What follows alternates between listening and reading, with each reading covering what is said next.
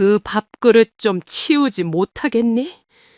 네 얼굴만 보아도 속이 터지는데 이젠 그릇까지 아주 꼴보기 싫구나.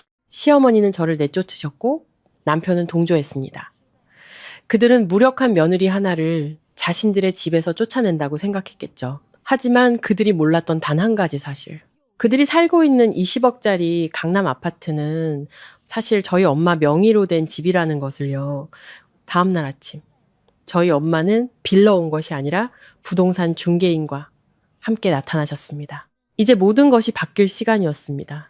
저를 쓰레기처럼 내버린 가족에게 제 모든 것을 되찾아오는 이야기. 제 이야기가 궁금하시다면 마음정거장 채널 구독과 좋아요를 눌러주세요. 저에게는 큰 힘이 됩니다. 이제 저의 이야기를 시작합니다. 이 이야기를 하는 지금도 젓가락이 그릇을 때리던 그 날카로운 소리가 귓가에 생생합니다. 그 소리는 마치 지난 1년간 며느리로서 품위 있게 살려 했던 한 여자의 자존심을 정면으로 후려치는 소리 같았죠. 그날은 토요일 저녁이었고 서울의 기온은 뚝 떨어져 유리창에는 차가운 밤비가 이슬처럼 맺혀 있었습니다. 우리 가족은 강남의 그 아파트 식탁에 둘러앉아 있었습니다.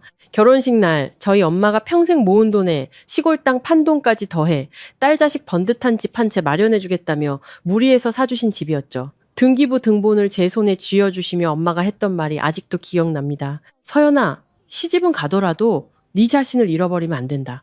참는 것도 한계가 있는 거야. 그때는 그저 고개를 끄덕이며 엄마의 당부가 먼 훗날의 이야기라고만 생각했습니다. 하지만 불과 1년 만에 그 말이 저를 구원하게 될 줄은 꿈에도 몰랐습니다. 그날 저녁 식탁에는 김치찌개와 제육볶음 그리고 몇 가지 반찬이 올라와 있었습니다. 저는 일어나 시어머니의 밥그릇에 제육볶음 한 점을 더 얹어드리려 했습니다. 하지만 제 젓가락이 닿는 순간 시어머니는 탁 소리를 내며 제 밥그릇 가장자리를 젓가락으로 툭툭 치셨습니다. 그 밥그릇 좀 그만 쓰면 안 되겠니? 보는 것만으로도 짜증이 치미는구나. 저는 그 자리에 얼어붙었습니다. 그 밥그릇은 결혼할 때 엄마가 이천에서 직접 주문해 주신 원앙 한 쌍이 그려진 도자기 그릇이었습니다. 이 삭막한 집에서 유일하게 제 공간처럼 느껴지는 물건이라 아껴 쓰던 것이었죠. 저는 애써 부드러운 목소리를 유지하며 물었습니다. 어머님, 이 그릇이 왜요? 왜냐고? 시어머니는 입꼬리를 비틀며 면도날처럼 날카로운 목소리로 쏘아붙였습니다. 네가 해온 건 뭐든 다 눈에 거슬려. 특히 너라는 애는 더더욱. 등골이 서늘해졌습니다. 저는 남편 민준 씨를 돌아보았습니다. 그는 제 옆에 앉아 마치 세상에서 가장 중요한 것을 보는 듯 핸드폰에 콜을 받고 있었습니다. 저는 작게 그의 이름을 불렀습니다. 민준 씨. 그가 마지못해 고개를 들었지만 제 눈을 피했습니다. 왜 그래? 어머님이 하시는 말씀 못 들었어요? 당신이라도 한마디 해줘요. 민준 씨는 마치 어려운 선택을 해야 하는 사람처럼 깊은 한숨을 내쉬었습니다. 엄마 성격 알잖아. 그냥 당신이 조금만 참아. 그래야 집안이 조용하지. 저는 웃었지만 목이 메는 것 같았습니다. 어디까지 참아야 하는데요? 시어머니 박 여사는 들고 있던 젓가락을 식탁에 세게 내려놓으며 말했습니다. 시간 낭비하지 말고 그냥 말아마. 요즘 내가 심장도 안 좋고 머리가 지끈거려. 내 얼굴만 보면 화병이 날 것 같으니 당장 이 집에서 나가 살아. 그래야 이 집이 조용해지겠어. 저는 제 귀를 의심했습니다. 어머님 저더러 나가라는 말씀이세요? 그래. 내일 당장 나가.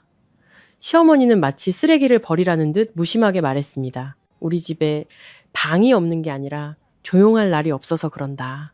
네가 날 불편하게 하니 네가 나가야지. 저는 다시 민준 씨를 보았습니다. 이번에는 애원하지 않고 똑바로 쳐다봤습니다. 민준 씨. 말해봐요. 이 집, 우리 집이잖아요. 그는 몇 초간 침묵하더니 제 심장을 바닥으로 떨어뜨리는 말을 내뱉었습니다. 일단 며칠만 친정에 가 있어. 엄마 화 풀리면 그때 다시 얘기하자. 저는 마치 얼음물을 뒤집어 쓴 기분이었습니다. 며칠 후에는요. 어머니 화가 풀리기를, 즉 저를 다시 좋아하게 되기를 기다리라고요. 결국 제가 다른 사람으로 변해야 한다는 말이잖아요. 엄마가 사주신 이 집에서 제가 살 권리가 없다는 뜻이잖아요. 저는 젓가락을 내려놓고 떨리는 목소리로 똑바로 물었습니다. 눈물은 나지 않았습니다. 어머니를 선택할 거예요? 아니면 저를 선택할 거예요? 식탁에는 냉장고에 웅 하는 소리마저 선명하게 들릴 정도의 정적이 흘렀습니다. 민준 씨는 저를 보며 입술을 달싹이다가 시선을 피했습니다. 그렇게 나를 궁지로 몰지 마. 엄마는 늙으셨잖아. 저는 허탈하게 웃으며 고개를 끄덕였습니다. 네, 어머니는 늙으셨죠. 저는 의자를 드르륵 소리내며 자리에서 일어났습니다. 그것으로 충분했습니다. 저는 식탁을 떠나 부엌이나 침실로 가지 않았습니다. 곧장 현관으로 걸어가 신발장 앞에 섰습니다. 심장이 미친 듯이 뛰었습니다. 내 집에서 혼자가 된다는 것이 어떤 기분인지 그때 처음 알았습니다. 저는 엄마에게 전화를 걸었습니다. 엄마는 거의 바로 전화를 받았습니다. 태연한 목소리였지만 그 안에는 깊은 걱정이 배어 있었습니다. 서연이니? 이 시간에 웬일이야? 저는 눈물을 삼키며 말했습니다. 엄마, 나 집에 가고 싶어. 엄마는 정확히 3초간 말이 없었습니다. 그 3초가 칼날처럼 제 가슴을 베는 것 같았습니다. 그리고 엄마는 짧게 물었습니다. 그 사람이 너한테 무슨 짓 했니? 저는 있었던 일을 하나도 빼거나 더하지 않고 그대로 말했습니다. 밥그릇 이야기, 쫓겨난 이야기, 그리고 남편의 방관까지 수화기 너머로 엄마의 숨소리가 점점 무거워지는 것이 느껴졌습니다. 이윽고 엄마는 저를 두렵게 하면서도 동시에 굳건하게 만드는 한마디를 했습니다. 오늘 밤 절대 그 집에서 한 발자국도 나오지 마. 내 방에 들어가서 문 잠그고 내일 엄마가 갈게. 제가 더듬거리자 엄마는 단호하게 말했습니다. 어머님이 뭐라고 하시든 엄마 말 들어. 문 잠그고 그냥 자. 내일 엄마가 다 해결할게. 엄마의 목소리는 한 글자 한 글자가 바닥에 박히듯 단단했습니다. 집문서는 어디 있니? 저는 깜짝 놀랐습니다. 안방 금고 안에요. 비밀번호는 제 생일이에요. 지금 당장 꺼내서 네 가방에 넣어. 절대 그 사람 손에 닿게 하지 마. 엄마의 목소리가 얼음장처럼 차가워졌습니다. 알아들었니? 네. 전화를 끊고 침실로 돌아가려는데 민준 씨가 뒤따라왔습니다. 그의 얼굴에는 짜증이 가득했습니다. 누구랑 통화한 거야? 저는 돌아보지 않고 대답했습니다. 우리 엄마. 그는 노골적으로 화를 냈습니다. 왜 일을 이렇게 크게 만들어? 저는 방문을 잠그고 그를 똑바로 쳐다봤습니다. 당신 어머니가 날 쫓아낸 게 큰일이에요. 아니면 내가 우리 엄마한테 데리러 와달라고 한 게 큰일이에요. 어떤 게 더 큰일인 것 같아요. 그는 말문이 막힌 듯 서 있었습니다. 그가 그렇게 당황하는 모습은 처음이었습니다. 하지만 그는 여전히 변명했습니다. 내 말 좀 이해해줘. 엄마가 아프시잖아. 저는 더 이상 말다툼하지 않았습니다. 금고를 열려는데 손이 너무 떨려 비밀번호를 2번이나 틀렸습니다. 서류 뭉치를 꺼내 구명조끼처럼 가슴에 끌어안았습니다. 그리고 침대 머리맡에 기댄 채 뜬 눈으로 천장만 바라보았습니다. 거실에서는 시어머니의 목소리가 일부러 들으라는 듯 크게 울려 퍼졌습니다. 내가 뭘 했어? 저렇게 곱게 자란 애들은 시집 오면 다 망가진다니까? 데려와봤자 집만 좁아지지. 남편은 달래는 듯 작게 대꾸했습니다. 엄마, 진정하세요. 그 말을 들으며 저는 스스로에게 물었습니다. 여기가 집이라면 왜 누군가는 침묵하는 법을 배워야만 생존할 수 있는 걸까? 다음날 아침 정확히 8시 정각에 초인종이 울렸습니다. 제가 멍하니 앉아 있는데 현관문이 열리는 소리와 함께 시어머니의 당황한 목소리가 들렸습니다. 어머, 사부인, 여긴 어쩐 일이세요? 저는 방문을 열고 나갔습니다. 현관에는 베이지색 코트를 입은 엄마가 서 있었습니다. 머리는 단정하게 빗어 넘겼고 표정은 회의에 참석한 사람처럼 평온했지만 눈빛만은 칼날처럼 날카로웠습니다. 말수가 적으신 아빠도 함께였습니다. 아빠는 그저 쳐다보는 것만으로도 사람을 주눅들게 하는 분이셨죠. 엄마는 시어머니를 똑바로 쳐다보며 말했습니다. 제 딸 데리러 왔습니다. 시어머니는 헛웃음을 쳤습니다.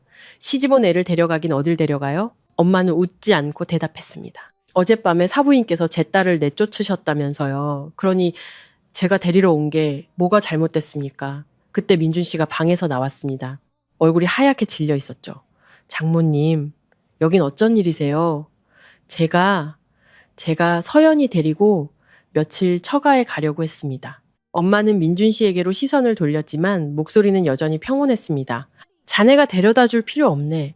자네는 어젯밤에 남편 노릇을 어떻게 했는지나 돌아보게. 민준 씨는 입을 다물었습니다. 시어머니가 끼어들었습니다. 지금 여기서 큰 소리 치시는 겁니까? 여긴 우리 집이에요. 그때 아빠가 처음으로 입을 열었습니다. 묵직한 저음이었습니다. 누구 집인지는 서류를 보면 알겠죠. 엄마는 저를 돌아보며 물었습니다. 서연아, 서류는? 저는 고개를 끄덕이며 가방을 건넸습니다. 엄마는 서류를 받아들고 두 모자를 똑바로 보며 말했습니다. 그 한마디로 모든 것이 예전으로 돌아갈 수 없음을 직감했습니다.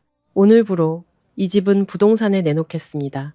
제 딸을 가족으로 생각하지 않는 분들에게 굳이 집이라는 공간을 제공할 이유가 없겠지요.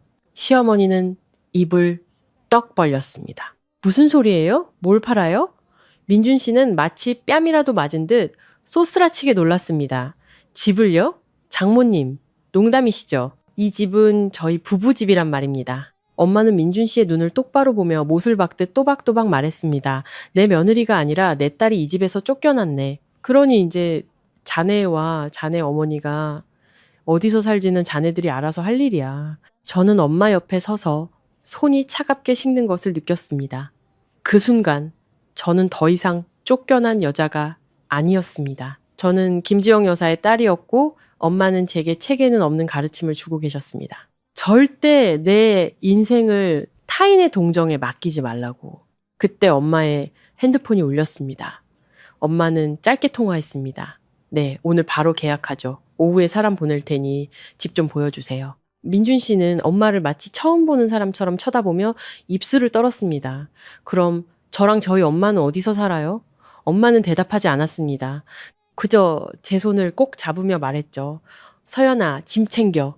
엄마가 저를 이끌고 현관문을 나서는 순간 등 뒤에서 시어머니가 무언가 삼키지 못하는 듯한 신음소리를 내는 것이 들렸습니다.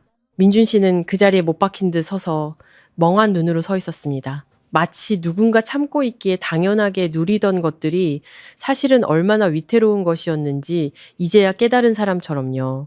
엄마를 따라 엘리베이터에 들어서는 제 발은 제 것이 아닌 것 같았습니다. 엘리베이터 문이 닫히자 시끄러웠던 아파트 안의 소음도 차단되고 오직 웅 하는 기계음과 제 심장 소리만이 흉곽을 가득 채웠습니다. 엄마는 여전히 제 손을 꼭 잡고 똑바로 서 있었습니다. 엄마의 손바닥은 마르고 따뜻해서 마치 개처럼 든든했습니다. 아빠는 뒤에서 조용히 서서 엘리베이터 바닥을 내려다보고 계셨습니다. 아빠의 침묵은 포기가 아니었습니다. 그것은 적절한 때를 위해 분노를 억누르고 있는 모습이었습니다. 저는 목구멍으로 넘어오는 울음을 삼키며 속삭였습니다. 엄마, 정말 집을 파실 거예요? 엄마는 저를 바로 보지 않고 엘리베이터의 스테인리스 문에 비친 우리 세 사람의 흐릿한 얼굴을 보며 말했습니다. 장난으로 하는 말 아니야. 네가 쫓겨난 집을 뭐 하러 남겨두니? 하지만 등기부 등본에 저랑 민준 씨 이름도 같이 올라가 있잖아요. 팔려면 그 사람 서명도 필요하지 않아요? 제 입술이 떨렸습니다. 그때 아빠가 처음으로 입을 열었습니다. 아빠랑 엄마가 너 손해보게 안 해. 내 것은 우리가 되찾아올 거고 내 것이 아닌 건 미련 갖지 않을 거다. 그 말에 다시 목이 메었습니다. 사람들이 말하는 내 편이라는 것이 때로는 한 남자가 아니라 어떤 상황에서도 나를 감싸줄 진짜 가족이 있는 집이라는 것을 깨달았습니다. 엘리베이터가 지하 주차장에 도착하자 엄마는 저를 이끌고 빠르게 걸었습니다. 저는 주위를 둘러보며 문득 두려워졌습니다. 그들이 쫓아올까봐, 민준 씨가 달려내려와 붙잡을까봐, 시어머니가 뛰쳐나와 욕설을 퍼부을까봐, 이웃들이 쳐다볼까봐 두려웠습니다. 이전에 저라면 그 모든 두려움을 삼키며 집안이 조용하려면 하고 스스로를 다독였을 겁니다. 하지만 엄마 손에 이끌린 지금 그 모든 두려움이 사실은 길들여진 습관에 불과했다는 것을 깨달았습니다. 차에 오르자 엄마는 저를 뒷좌석에 앉히고 아빠는 운전석에, 엄마는 조수석에 탔습니다. 차가 주차장을 빠져나와 경사로를 오르자 눈부신 햇살이 쏟아져 들어왔습니다. 저는 마지막으로 아파트 건물을 돌아보았습니다. 지난 1년간 저는 그곳을 집이라고 불렀습니다. 구석구석을 닦고 그릇 하나하나를 정리하고 커튼 하나를 고르면서도 조금만 더 참으면 언젠가 인정받을 수 있을 거라고 믿었습니다. 하지만 네 얼굴만 보면 짜증이 나라는 한마디에 그 모든 노력은 무의미해졌습니다. 엄마는 가방에서 제가 건넨 서류 뭉치를 꺼내들었습니다. 감정에 휩쓸리지 않고 명확한 일 처리에 익숙한 사람처럼 한 장 한 장 넘겨보았습니다. 서연아, 불안해하지 말고 엄마 말 잘 들어. 아빠 사촌 동생이 김 변호사한테 연락해뒀어. 부정한 청탁이 아니라 우리가 올바른 절차를 밟을 수 있도록 길을 안내해달라고 했으니까 엄마는 단호한 목소리로 말했습니다. 실력 있는 변호사를 소개해 줄 거고 믿을 만한 부동산을 통해 진행할 거야. 그들이 딴 마음 먹지 못하게.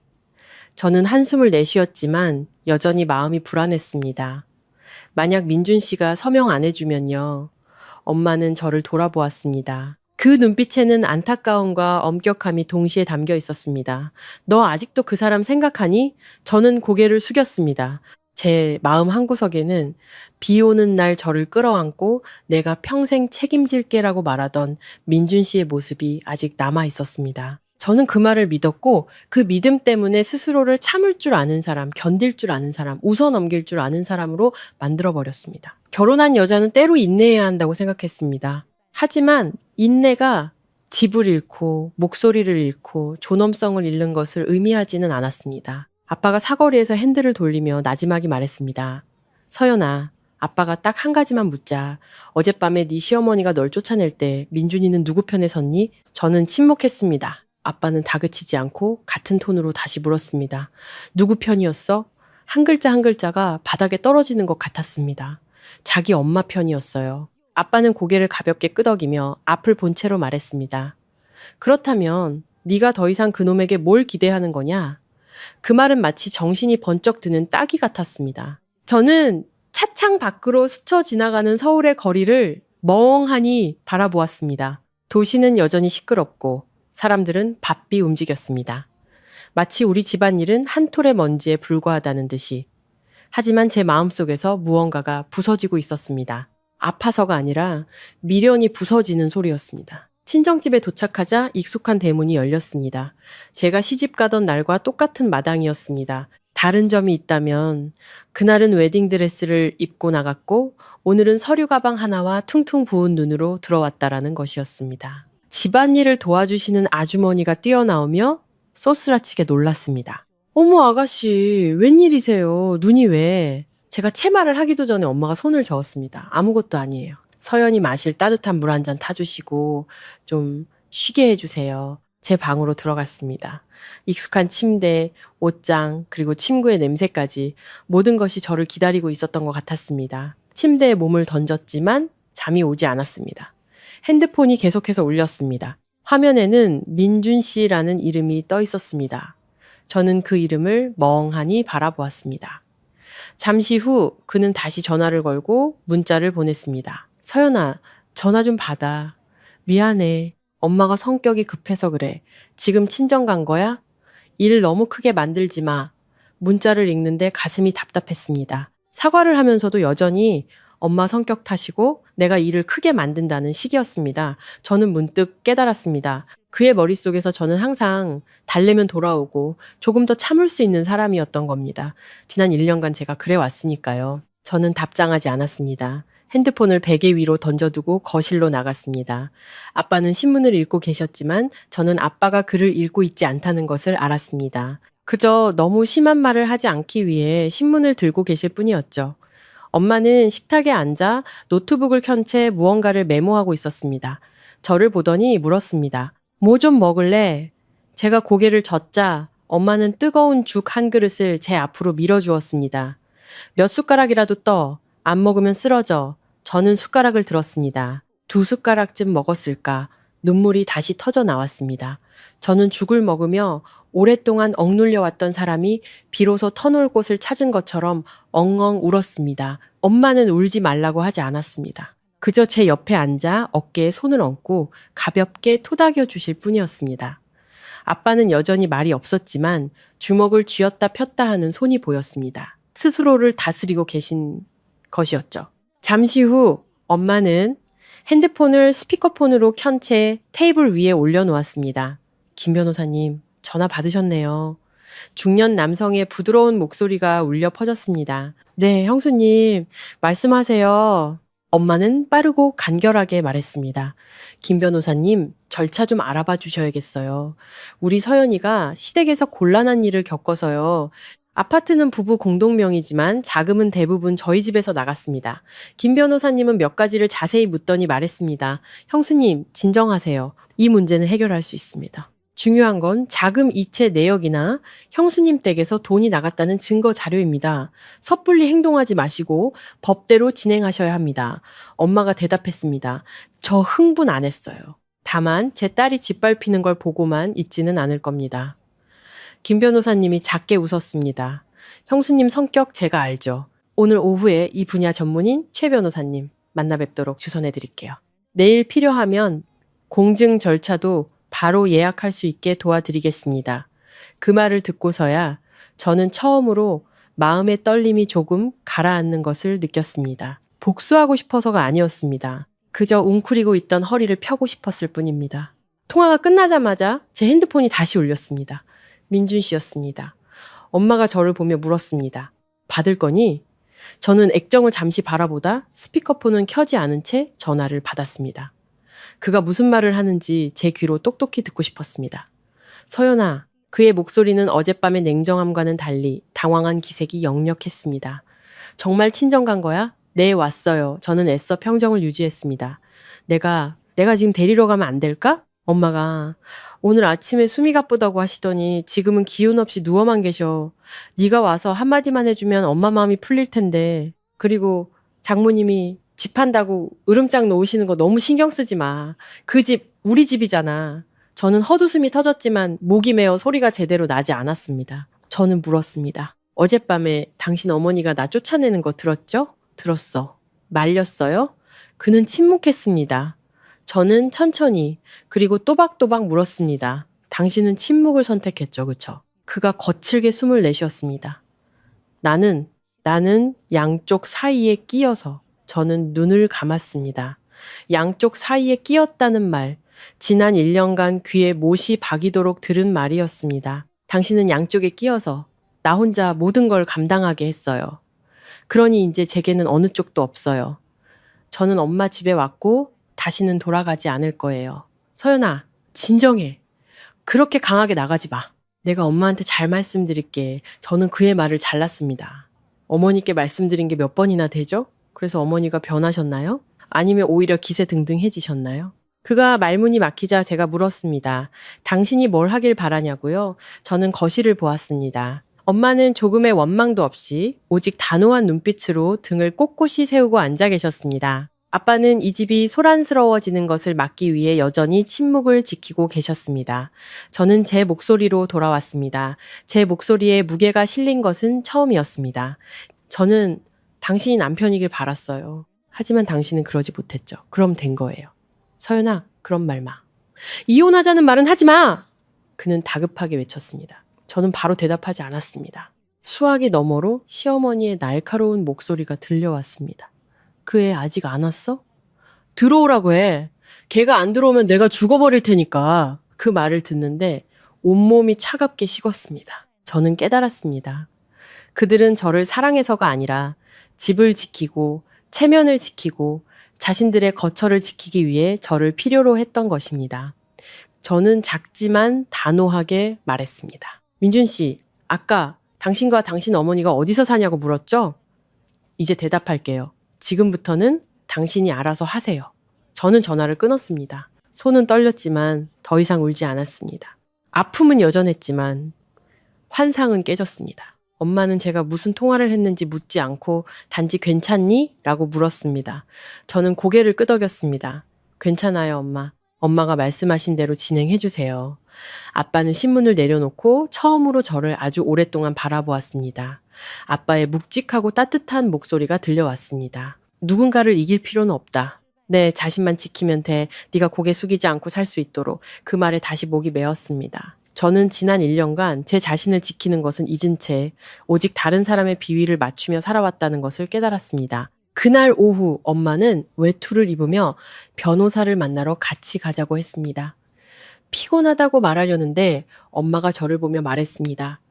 가야 한다. 네가 직접 듣고 이해하고 네 이름으로 서야 해. 내 인생은 네가 알아야지. 차를 타고 가는 길에 저는 창밖에 분주한 차들을 보았습니다. 마음은 텅 빈 것 같으면서도 두려웠습니다. 하지만 이제 그 두려움은 쫓겨날 것에 대한 두려움이 아니었습니다. 다시 약해져서 어머니는 늙으셨잖아 라는 말에 굴레로 돌아갈까봐 두려웠습니다. 변호사 사무실에 도착하자 40대쯤으로 보이는 최 변호사님이 저를 보더니 바로 말했습니다. 서연 씨 맞으시죠? 김 여사님께 대강 이야기는 들었습니다. 솔직히 말씀드리면은 이건 단순히 집 문제가 아닙니다. 이건 경계선의 문제예요. 지금 경계선을 긋지 않으면 나중에는 더 많은 것을 잃게 될 겁니다. 저는 그 자리에 앉아 경계선이라는 말이 마치 저를 깨우는 소리처럼 들렸습니다. 젓가락이 그릇을 때리던 소리, 내 얼굴만 보면 짜증이 나라는 말, 남편의 회피하던 눈빛이 떠올랐습니다. 저는 문득 깨달았습니다. 그 집이 아무리 좋아도 그 안에 존중이 없다면 결코 집이 될 수 없다라는 것을. 엄마는 변호사에게 단도직입적으로 물었습니다. 빠르게 매각하고 싶은데 가능할까요? 변호사님은 고개를 끄덕였습니다. 가능합니다. 하지만 확실하게 진행해야 합니다. 우선 자금 증빙 서류를 준비하고 만약 상대방이 협조하지 않으면 서연 씨의 지분을 보호하기 위한 법적 절차를 밟아야 합니다. 하지만 걱정 마십시오. 서연 씨의 몫은 반드시 서연 씨에게 돌아가게 될 겁니다. 저는 조용히 앉아 있었지만 마음속에서는 처음으로 한 줄기 빛을 보았습니다. 돈 때문이 아니었습니다. 제가 더 이상 혼자가 아니라는 사실 때문이었습니다. 사무실을 나서자 이미 해가 저물고 있었습니다. 엄마는 길가에 서서 저를 보며 말했습니다. 오늘 밤은 일찍 자. 내일부터 시작이야. 제가 조심스럽게 물었습니다. 내일부터. 뭘 시작해요, 엄마? 엄마는 저를 똑바로 보며 말했습니다. 내 인생을 그 집에서 정리하는 일. 그걸 시작해야지. 그날 밤 친정집 제 방에 익숙한 침대에 누웠지만 잠을 이룰 수 없었습니다. 천장도 노란 불빛도 제가 대학생일 때와 똑같았지만 머릿속은 온갖 생각으로 복잡했습니다. 저는 그 아파트의 모든 것을 떠올렸습니다. 아쉬워서가 아니었습니다. 제가 그곳에서 지난 1년을 어떻게 살아왔는지를 되돌아보고 있었습니다. 1년의 고개 숙임, 1년의 자기 위안, 1년의 헛된 믿음. 이제와 생각하니 그 결혼 생활보다 그런 선택을 했던 제 자신이 더 안쓰러웠습니다. 이른 아침, 닭죽 냄새에 잠이 깼습니다. 엄마는 어느새 일어나 부엌에 서 계셨습니다. 말은 체구였지만 등은 꼿꼿했고 모든 동작이 단호했습니다. 저를 보더니 잘 잤니? 하고 물었습니다. 제가 고개를 젓자 엄마는 죽 한 그릇을 제 앞에 놓아주었습니다. 못 잤으면 먹어야지. 좀 이따 할 일이 있어. 제가 식탁에 앉아 숟가락을 들자. 엄마가 맞은편에 앉아 한참 동안 저를 바라보다가 천천히 말했습니다. 오늘 그 아파트에 갈 거다. 네 짐 챙기러. 제 손이 멈칫했습니다. 마음의 준비는 했지만 막상 그 말을 들으니 심장이 쿵 내려앉는 것 같았습니다. 거길 또 가요? 그래. 내 물건은 내가 가져와야지. 내 거 하나라도 남겨두고 다른 사람 쓰게 할 수는 없어. 제 머릿속에는 시어머니의 짜증 섞인 얼굴과 날카로운 목소리가 떠올랐습니다. 문을 막고 욕설을 퍼붓거나 남편이 달려나와 진정해 엄마는 늙으셨잖아 라고 말하는 장면이 그려졌습니다. 두려웠지만 입 밖으로 내지는 않았습니다. 그때 아빠가 서류 가방을 들고 들어오시며 말씀하셨습니다. 밥 먹고 가자. 아빠도 같이 갈게. 제가 고개를 들자 아빠는 평온한 목소리로 말했습니다. 아빠 오늘 반찬 했어. 내일이 더 중요해. 그 단순한 한마디에 저는 눈시울이 뜨거워져 고개를 돌려야 했습니다. 제가 결혼한 이후로 부모님은 제 선택을 존중하신다며 깊이 관여하지 않으셨습니다. 하지만 그 선택이 저를 상처 입히자 더 이상 방관하지 않으셨습니다. 오전 9시쯤 차는 다시 그 아파트 앞에 멈췄습니다. 차 안에 앉아 있는데 저도 모르게 가방끈을 꽉 쥐고 있었습니다. 엄마가 차문을 열며 저를 보았습니다. 내릴 수 있겠니? 저는 깊게 숨을 들이마시고 고개를 끄덕였습니다. 엘리베이터가 천천히 올라갔습니다. 익숙한 층에 도착해 문이 열리자마자 집 안에서 시어머니의 목소리가 들려왔습니다. 내가 말했지. 걔가 다시 돌아오면 가만 안 둔다고. 저는 그 자리에 얼어붙었습니다.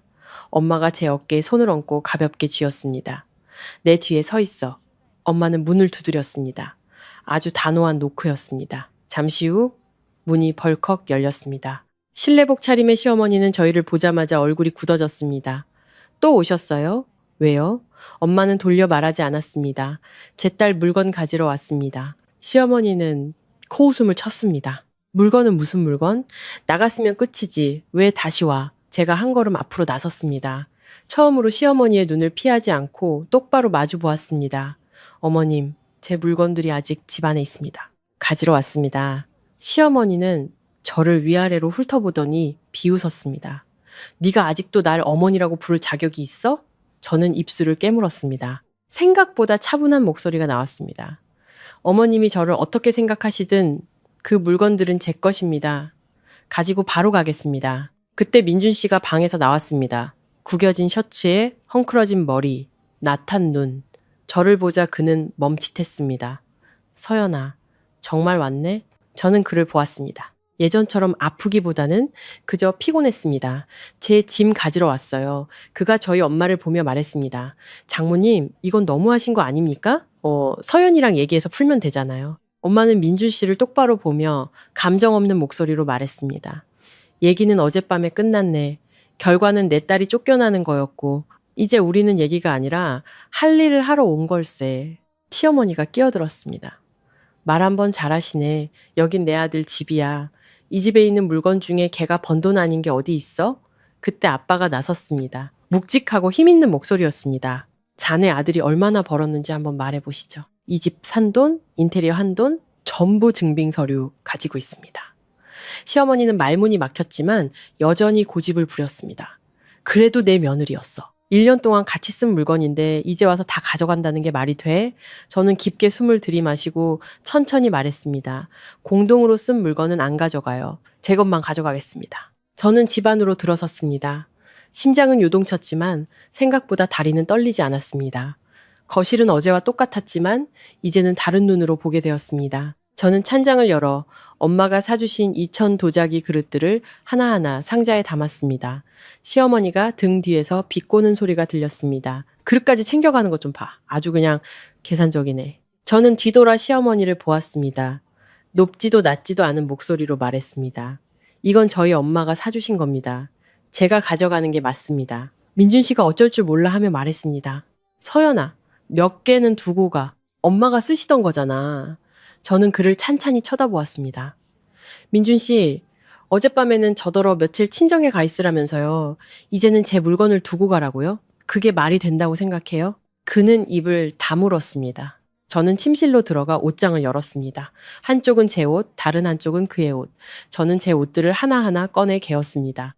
시어머니로부터 차려입는다고 핀잔을 듣고 남편으로부터 엄마 보시기 단정하게 입으라는 말을 들었던 그 옷들. 옷을 개는 동안 마음이 텅 비는 것 같았습니다. 제가 이렇게나 많이 제 자신을 바꾸며 살아왔구나 싶어서요.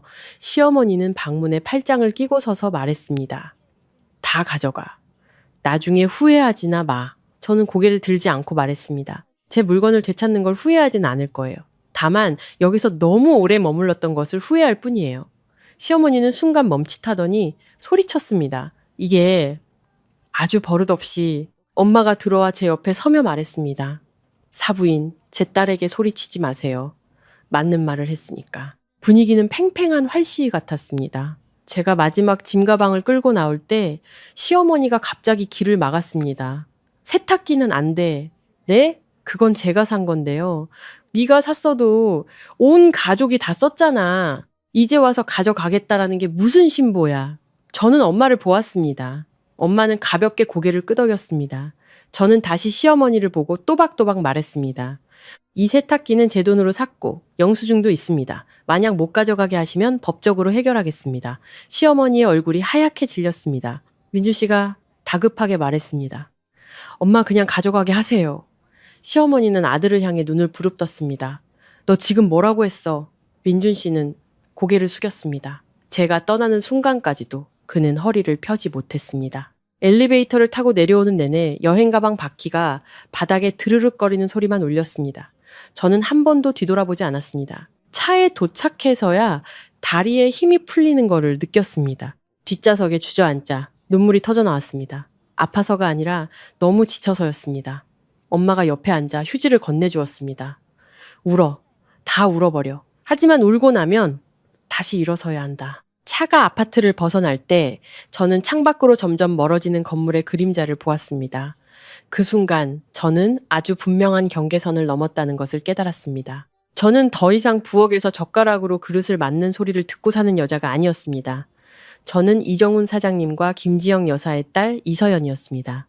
핸드폰이 울렸습니다. 민준 씨의 문자였습니다. 이렇게까지 심하게 해야 해? 엄마는 그냥 성격이 급한 것뿐이야. 저는 문자를 읽고 화면을 껐습니다. 이번에는 답장하지 않았습니다. 화가 나서가 아니었습니다. 더 이상 의미 없는 변명이었기 때문입니다. 집에 도착하자 엄마는 저더러 쉬라고 하고 아빠는 서류를 테이블 위에 펼쳤습니다. 오늘 오후에 부동산에서 집 보러 올 거야. 엄마가 말했습니다. 네? 벌써요? 빠를수록 좋아. 끌어봤자 피곤하기만 해. 저는 의자에 앉았습니다. 모든 것이 되돌릴 수 없는 방향으로 흘러가고 있다는 것을 실감했습니다. 미래가 어떻게 될지, 무엇을 마주해야 할지 몰랐습니다. 하지만 한 가지는 확실했습니다. 저는 더 이상 남이 밀친다고 가만히 서 있는 사람이 아니라는 것. 창밖으로 눈부신 햇살이 쏟아져 들어왔습니다. 저는 마치 어두운 방에서 막 빠져나온 사람처럼 아직 빛이 어색했지만 다시는 그 어둠 속으로 돌아가고 싶지 않았습니다. 그날 오후 친정집은 낯설게 분주해졌습니다. 엄마는 단정한 옷으로 갈아입고 머리를 단정히 빗었습니다. 테이블 위에는 깔끔하게 정리된 서류 뭉치가 놓여 있었습니다. 저는 소파에 앉아 따뜻한 물컵을 든 채 텅 빈 마음과 팽팽한 긴장감을 동시에 느꼈습니다. 오전과는 다른 감정이었습니다. 그때는 탈출을 생각했다면 지금은 진짜 전환점 앞에 서 있다는 것을 알았기 때문입니다. 아빠가 제 옆에 앉으며 나지막이 말했습니다. 좀 이따 사람들 올 텐데 넌 아무 말 할 필요 없어. 엄마가 다 알아서 하실 거다. 저는 고개를 끄덕였습니다.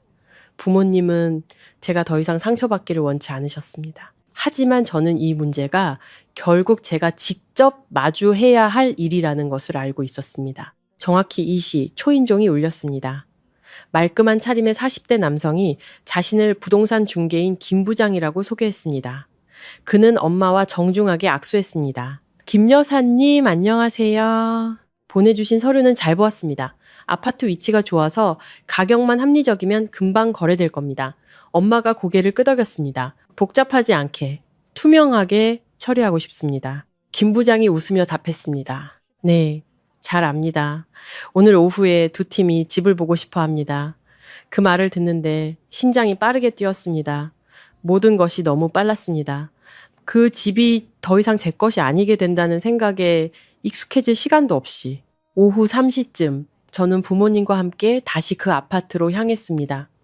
이번에는 짐을 가지러 온 사람이 아니라 영원히 떠날 사람의 마음으로 들어섰습니다. 문을 열자마셔 시어머니가 소파에 굳은 얼굴로 앉아 있었고 민준 씨는 그 옆에서 불안한 듯 핸드폰만 만지작거리고 있었습니다. 저희를 보자마자 시어머니가 벌떡 일어났습니다. 또 오셨어요? 대체 뭘 더 원하시는 거예요? 엄마는 평온하게 대답했습니다. 집 보러 온 사람들 안내하러 왔습니다. 그 말은 마치 돌멩이처럼 바닥에 툭 떨어졌습니다. 시어머니는 눈을 부릅떴습니다. 집을 봐요? 누가 맘대로! 아무도 못 들어와요. 김 부장이 잠시 멈칫하며 엄마와 저를 번갈아 보았습니다. 엄마는 흔들림이 없었습니다. 박 여사님, 이 집은 지금 매매 절차에 들어갔습니다. 막을 권리 없으세요. 권리가 없어? 시어머니는 비웃었습니다. 여긴 내 아들 집이고 내가 살고 있어. 내가 못 보여준다는데 누가 감히 들어와? 민준 씨가 일어나 어색하게 말했습니다. 엄마, 시끄럽게 하지 마세요. 그냥 한번 보고 가게 하고 그 다음에 얘기해요. 시어머니는 아들을 휙 돌아보았습니다. 너 미쳤어? 내 집을 남이 와서 팔게 내버려도 저는 민준 씨를 보았습니다. 그가 그렇게 혼란스러워하는 모습은 처음이었습니다. 늘 하던 회피가 아니라 모든 것이 소나기에서 빠져나가는 것을 깨달은 사람의 공포였습니다. 엄마는 민준 씨를 똑바로 보며 말했습니다. 민준 군, 잘 듣게. 어제 자네 어머니가 서연이를 내쫓을 때 자네는 막지 않았어. 오늘 우리가 이 집을 파는 것에 자네가 무슨 이의를 제기할 수 있겠나? 법대로 말해보게. 민준 씨는 입을 벌렸지만 아무 말도 하지 못했습니다. 김 부장이 조심스럽게 말했습니다. 저 가족 간에 합의가 안 되셨으면 엄마가 말을 잘랐습니다. 그냥 진행하세요. 바로 그때 초인종이 다시 울렸습니다. 예의 바르게 보이는 젊은 부부였습니다.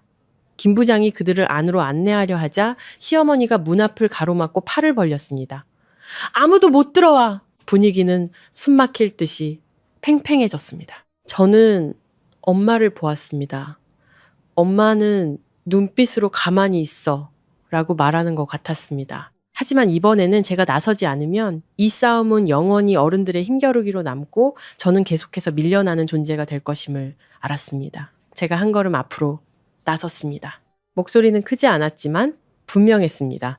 어머님, 저는 지난 1년간 어머님을 존중했습니다. 하지만 어제 어머님은 제 얼굴만 봐도 짜증이 난다며 저를 내쫓으셨습니다. 그 순간부터 제가 더 이상 참아야 할 의무는 없어졌습니다. 방 안은 정적에 휩싸였습니다. 집을 보러 온 부부는 당황한 듯 서로를 쳐다보았습니다. 시어머니는 믿을 수 없다는 듯 저를 보았습니다. 네가 감히 나한테 그런 말을 해? 저는 고개를 끄덕였습니다. 네, 감히요. 저는 잘못한 게 없으니까요. 이 집은 저희 부모님이 사주신 돈이 대부분입니다. 제가 살지 않으니 저희 부모님이 파시는 겁니다. 어머님과는 상관없는 일이에요. 시어머니는 분노로 몸을 떨었습니다. 독한 것! 그때 아빠가 나섰습니다. 목소리는 낮았지만 단단했습니다. 말씀 다 하셨습니까? 한 번만 더 제 딸을 모욕하면 공권력을 부르겠습니다. 시어머니는 입을 다물었습니다. 민준 씨가 다급하게 끼어들었습니다. 아버님, 일 크게 만들지 마세요. 저희 엄마는 그냥 성격이 급하셔서 저는 민준 씨를 돌아보았습니다. 처음으로 그의 이름을 떨지 않고 불렀습니다. 민준 씨, 그 말 좀 그만해요.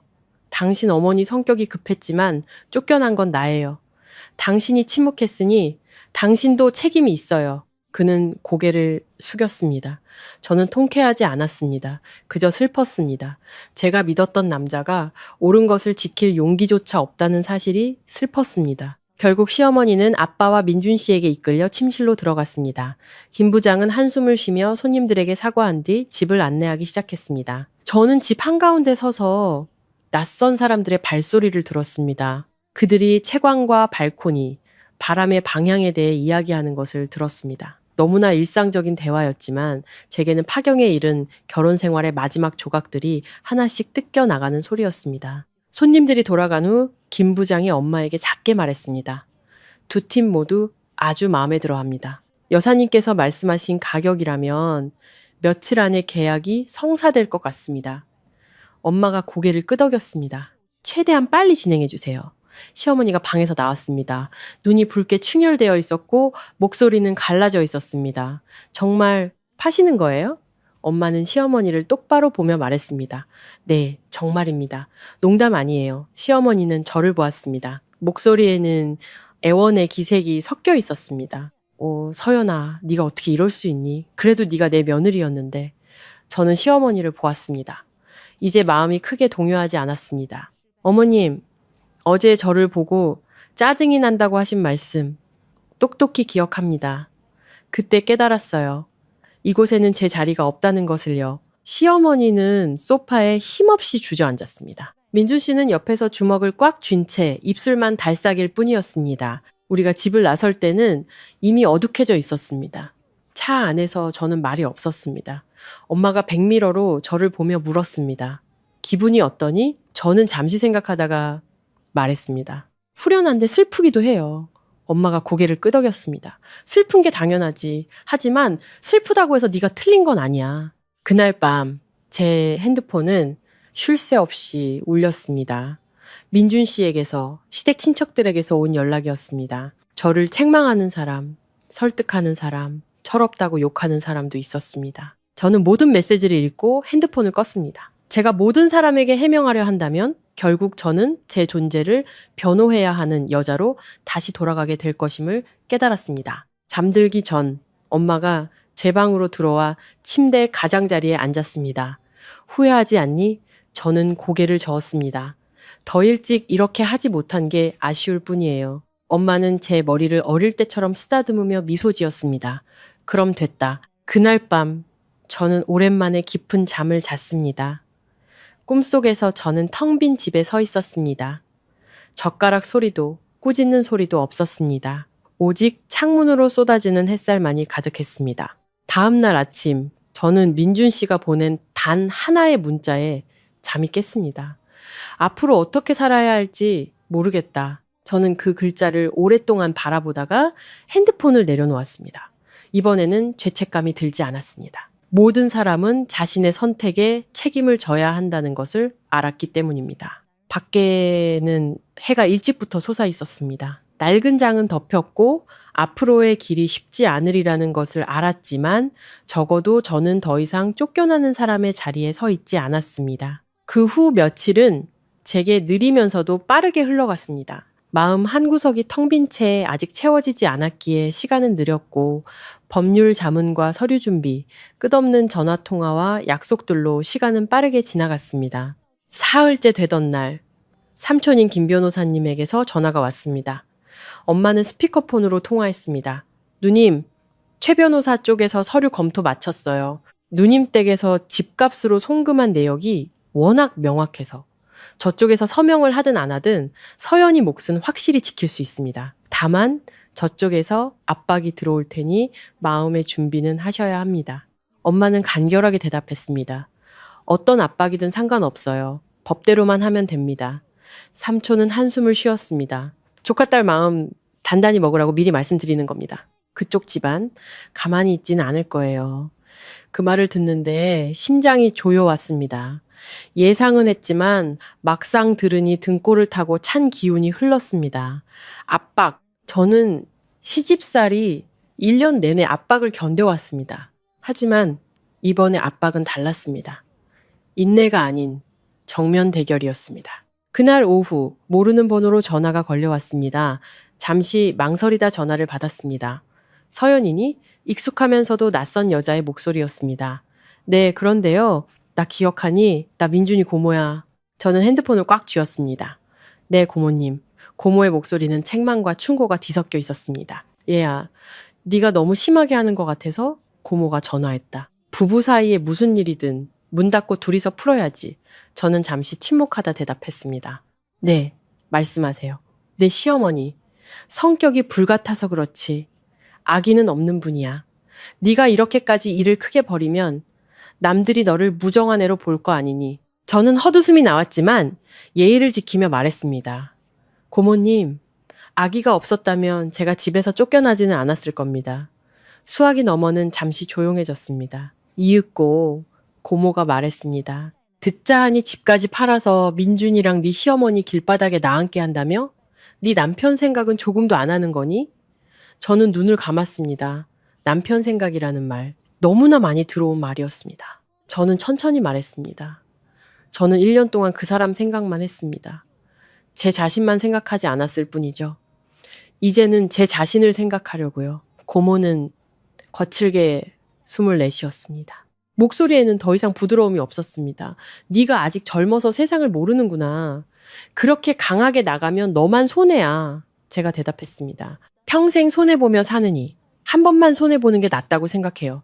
저는 무거운 침묵 속에서 전화를 끊었습니다. 손은 떨렸지만 두려워서가 아니었습니다. 이전에는 감히 하지 못했던 일, 제 경계선을 분명히 말한 것이었기 때문입니다. 그날 저녁 아빠는 저를 거실로 불러 서류 뭉치를 건네주셨습니다. 증빙 서류 전부 복사해뒀다. 잘 가지고 있다가 나중에 네가 직접 들고 말해야 할 때가 올 거다. 저는 아빠를 보며 목이 메었습니다. 아빠 이 일 때문에 시끄러워지면 아빠랑 엄마한테 피해가 갈까봐 걱정돼요. 아빠는 온화하지만 단호한 눈빛으로 저를 보았습니다. 서연아, 아빠 엄마가 평생을 산 건 내 딸이 조용히 살겠다고 고개 숙이는 꼴 보려고 한 게 아니다. 남들이 뭐라든 그건 그 사람들 사정이고 너는 네 허리만 꼿꼿이 펴고 있으면 돼. 저는 고개를 숙였습니다. 눈물이 서류 위로 뚝뚝 떨어졌습니다. 진정한 보호를 받는다는 것이 어떤 느낌인지 처음으로 알았습니다. 하지만 그들은 가만히 있지 않았습니다. 닷새째 되던 날 민준 씨가 저희 집으로 찾아왔습니다. 방에 있는데 대문이 열리는 소리와 함께 익숙한 목소리가 들려왔습니다. 장인어른 장모님 안녕하세요. 지치고 쉰 목소리였습니다. 저는 그 자리에 멈춰 섰습니다. 그가 여기까지 올 줄은 몰랐습니다. 엄마가 문을 열어주었습니다. 반기지도 내쫓지도 않았습니다. 들어오게. 민준 씨는 거실로 들어와 고개를 숙였습니다. 저는 계단에 서서 바로 내려가지 않았습니다. 며칠 사이에 그는 눈에 띄게 수척해져 있었습니다. 하지만 제 마음은 예전처럼 아프지 않았습니다. 아빠가 먼저 입을 열었습니다. 무슨 일로 왔나? 그가 망설이며 말했습니다. 서연이랑 얘기 좀 하고 싶어서 왔습니다. 엄마가 저를 돌아보았습니다. 얘기하고 싶니? 저는 깊게 숨을 들이마시고 아래로 내려갔습니다. 네, 우리는 서로 마주보고 앉았습니다. 불과 몇 미터의 거리였지만 강을 사이에 둔 것처럼 멀게 느껴졌습니다. 그가 저를 보며 쉰 목소리로 말했습니다. 서연아, 미안해. 내가 잘못했어. 내가 너무 나약했어. 저는 이상할 정도로 평온한 마음으로 그를 바라보았습니다. 계속 말해봐요. 그는 입술을 깨물었습니다. 엄마가 며칠째 식사도 못하고 잠도 못 주무셔. 내가 정말 죽을 것 같아. 저는 그의 감정에 휘둘리지 않았습니다. 그래서요? 그가 고개를 들었습니다. 눈빛은 간절했습니다. 집에 가자, 서연아. 내가 약속할게. 엄마한테 확실하게 말씀드릴게. 집은 팔아도 좋아. 그 돈 너 다 줄게. 우리 그냥 엄마랑 좀 멀리 떨어진 곳에 집 얻어서 살자. 저는 웃었습니다. 크지 않은 웃음이었지만 그는 멈칫했습니다. 민준 씨 그거 알아요? 당신은 항상 나중에라고 말해요. 나중에 엄마한테 말하겠다. 나중에 분가하겠다. 그럼 지금은요? 그는 고개를 숙였습니다. 시간이 필요해. 제가 대답했습니다. 저는 당신에게 1년을 줬어요. 무거운 침묵이 흘렀습니다. 부모님은 우리가 스스로 이야기하도록 가만히 계셨습니다. 민준 씨의 목소리가 갑자기 잠겼습니다. 네가 돌아오지 않으면 난 어떻게 살아? 엄마랑 나 이제 집도 없는데. 그 말은 제 마음을 건드렸지만 그가 원하는 방식은 아니었습니다. 저는 그를 똑바로 보며 말했습니다. 민준 씨, 며칠 전에 당신과 당신 어머니가 어디서 사냐고 물었죠? 생각해 봤어요. 그건 더 이상 제 책임이 아니에요. 그는 충격받은 듯 되물었습니다. 어떻게 그렇게 매정하게? 저는 고개를 끄덕였습니다. 네, 매정해질 수 있어요. 제가 매정해지지 않으면 다음에 고통받는 사람도 저일 테니까요. 그는 오랫동안 말이 없다가 속삭이듯 말했습니다. 너 변했다. 저는 슬프게 미소 지었습니다. 아니요. 당신을 만나기 전에 저로 돌아온 것 뿐이에요. 그는 자리에서 일어나 저희 부모님께 고개를 숙이고 저를 돌아보았습니다. 부탁이야. 무슨 일이 있어도 우리 엄마 힘들게 하지는 말아줘. 저는 그를 보며 천천히 대답했습니다. 제가 당신 어머니를 힘들게 하는 게 아니에요. 당신 어머니의 삶의 방식이 모두를 힘들게 하는 거죠. 저는 그저 제 자신을 거기서 빼냈을 뿐이에요. 그가 떠나고 집은 다시 조용해졌습니다. 저는 멍하니 앉아 있었습니다. 잠시 후 엄마가 제 옆에 앉아 손을 잡으며 물었습니다. 마음이 아프니? 저는 잠시 생각하다 대답했습니다. 아픈데요. 헷갈리진 않아요. 그 후로 집을 판다는 소문은 빠르게 퍼져나갔습니다. 저를 동정하는 사람, 비난하는 사람, 저를 독한 며느리라고 부르는 사람, 저를 용감하다고 응원하는 사람도 있었습니다. 저는 모든 것을 읽고 지웠습니다. 더 이상 해명하고 싶지 않았습니다. 저는 그저 변호사와 상담하고 서류에 서명하고 소란스럽지 않지만 단호한 이별을 준비하는 데 집중했습니다. 어느 날 아침 최 변호사님에게서 전화가 왔습니다. 서연 씨, 매수인이 계약금 입금했습니다. 모든 게 순조롭게 진행되고 있습니다. 저는 몇 초간 멍하니 있었습니다. 네, 그렇게 빨리요. 네, 끝나야 할 일은 막상 닥치면 아주 빠르게 끝나는 법입니다. 전화를 끊고 저는 창밖을 보았습니다. 그날따라 햇살이 부드러웠습니다. 기쁘지도 슬프지도 않았습니다. 그저 오랫동안 짊어지고 있던 무거운 짐을 내려놓은 듯한 이상한 기분이었습니다. 그날 저녁 부모님과 식사를 하는데 아빠가 생선살을 발라 제 밥 위에 얹어주셨습니다. 많이 먹어라. 앞으로 할 일이 더 많을 거다. 저는 고개를 끄덕였습니다. 앞으로 이혼 절차도 남았고 더 많은 감정의 소모가 있으리라는 것을 알았습니다. 하지만 적어도 저는 더 이상 수동적인 위치에 있지 않았습니다. 잠들기 전 핸드폰을 열자 오후에 민준 씨가 보낸 마지막 문자가 와 있었습니다. 내가 잘못했. 너무 늦게 깨달은 것 같지만 저는 그 글자를 오랫동안 바라보다가 화면을 잠갔습니다. 답장하지 않았습니다. 원망해서가 아니었습니다. 너무 늦게 도착한 사과는 놓일 자리가 없었기 때문입니다. 저는 이불을 덮고 누워 창밖의 바람 소리를 들었습니다. 쉽지는 않겠지만 인내가 아닌 저 자신의 의지로 걸어가는 새로운 길이 열리고 있었습니다. 집 매매 절차를 기다리는 며칠 동안 저는 이름 붙이기 어려운 어중간한 상태에 머물렀습니다. 막 집을 나왔을 때처럼 혼란스럽지도 평온하다고 말하기에는 아직 일렀습니다. 아침에는 엄마를 도와 집안일을 하고 점심에는 아빠와 차를 마시고 저녁에는 방에서 책을 읽었지만 머릿속은 허락도 없이 낡은 필름처럼 과거의 말들과 눈빛들을 계속해서 재생하고 있었습니다. 어느 날 아침 엄마는 평소보다 일찍 저를 불렀습니다. 테이블 위에는 서류 뭉치가 단정하게 놓여 있었습니다. 다시 한번 확인해봐. 오늘 오후에 법무사 사무실 가서 매매 계약서에 도장 찍을 거야. 저는 서류를 들었습니다. 손끝이 차가웠습니다. 오늘 끝나는 거예요? 매수인이 계약금도 넣고 서류도 다 준비됐어. 도장만 찍으면 돼. 엄마는 담담하게 말했지만 그 안에는 변치 않는 단호함이 있었습니다. 저는 고개를 끄덕였습니다. 마음속에 어떤 강렬한 감정도 잃지 않았습니다. 그저 낡은 방을 다 치우고 아직 새 가구를 들여놓기 전에 텅 비고 깨끗한 공간 같았습니다. 아빠가 제 어깨에 손을 얹으며 나지막이 말했습니다. 마음 단단히 먹어라. 도장 찍고 나면 인생의 한 장이 넘어가는 거다. 저는 씁쓸하게 웃었습니다. 저는 이미 넘어갔다고 생각했는데요. 아빠는 고개를 저었습니다. 아니, 마음속에서 끝내는 거랑 서류 위에서 끝내는 건 달라. 그 말은 오전 내내 제 머릿속을 맴돌았습니다. 점심 무렵 핸드폰이 울렸습니다. 민준 씨였습니다. 저는 액정의 이름을 잠시 바라보다가 전화를 받았습니다. 서연아, 지친 기색이 역력한 쉰 목소리였습니다. 오늘 오후에 계약서 도장 찍으러 가는 거 알아? 네. 저는 짧게 대답했습니다. 그 전에. 잠깐만 볼 수 있을까? 오래 얘기 안 할게. 그의 목소리가 작아졌습니다. 저는 몇 초간 침묵했습니다. 만나고 싶지 않았지만 도망치고 싶지도 않았습니다. 저희 집으로 와요. 조용히 얘기할 거면 바로 갈게. 전화를 끊었습니다. 생각보다 마음이 흔들리지 않았습니다. 이미 할 말을 다 했기 때문일까요? 더 이상 기대하는 것이 없었습니다. 20분쯤 후 민준 씨가 대문 앞에 서 있었습니다. 엄마가 문을 열어주었습니다. 웃지도 쌀쌀맞게 대하지도 않았습니다. 그는 저희 부모님께 고개를 숙이고 저를 보았습니다. 그의 눈빛은 이전과는 달랐습니다. 애원도 변명도 없었습니다. 그저 아주 진실된 피로감만이 어려 있었습니다. 우리는 거실에서 마주보고 앉았고 부모님은 조금 떨어진 곳에 앉아 계셨습니다. 민준 씨가 먼저 입을 열었습니다. 내가 지금 무슨 말을 해도 늦었다는 거 알아?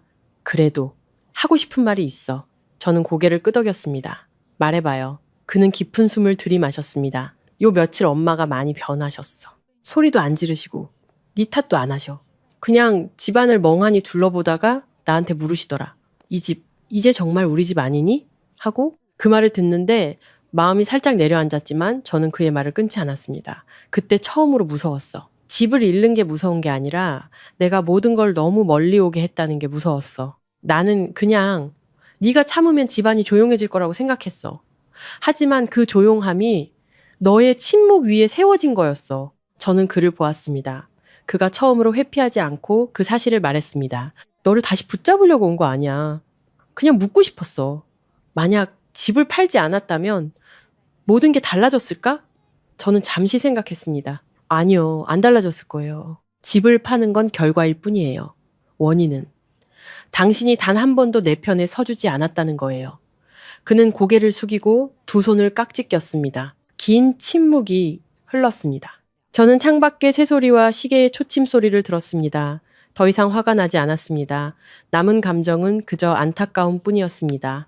제때 성숙하지 못한 한 남자에 대한 안타까움. 그가 고개를 들었습니다. 오늘 계약 끝나면 이혼 서류도 준비할 거지. 그 질문은 가볍게 던져졌지만 제게는 선명하게 들렸습니다. 네, 저는 망설임 없이 대답했습니다. 그는 이미 예상했다라는 듯 눈을 감았습니다. 그럴 것 같았어. 그는 자리에서 일어나 저희 부모님 앞에 깊이 고개를 숙였습니다. 장인어른, 장모님, 죄송합니다. 제가 서연이를 지켜주지 못했습니다. 아빠는 그를 보며 묵직하게 말했습니다. 자네가 그 말을 너무 늦게 했네. 그래도 해야 할 말이었지. 하지만 어떤 것들은 늦으면 되돌릴 수가 없는 법이야. 민준 씨는 저를 돌아보았습니다. 슬펐지만 원망은 없는 눈빛이었습니다. 앞으로는 마음 편하게 살아. 저도 고개를 끄덕였습니다. 당신도요. 그가 떠나고 저는 한참을 그대로 앉아 있었습니다. 엄마가 다가와 작게 물었습니다. 괜찮니? 제가 대답했습니다. 네, 이번에는 정말 괜찮아요. 오후에 우리는 법무사 사무실로 갔습니다. 밝고 세종이 냄새와 프린터 소리가 규칙적으로 들리는 공간이었습니다. 매수인은 온화해 보이는 중년 부부였습니다. 계약서에 서명하려는데 손이 살짝 떨렸습니다. 단 한 번의 서명이었지만 제 인생의 한 시절을 마감하는 마침표였습니다. 최 변호사님이 저를 보며 작게 말했습니다. 서연 씨, 뒤돌아보지 말고 서명해요. 저는 서명했습니다. 검은 잉크가 종이 위에 선명하고 단호하게 내려앉았습니다. 그 순간 아픔도 후련함도 없었습니다.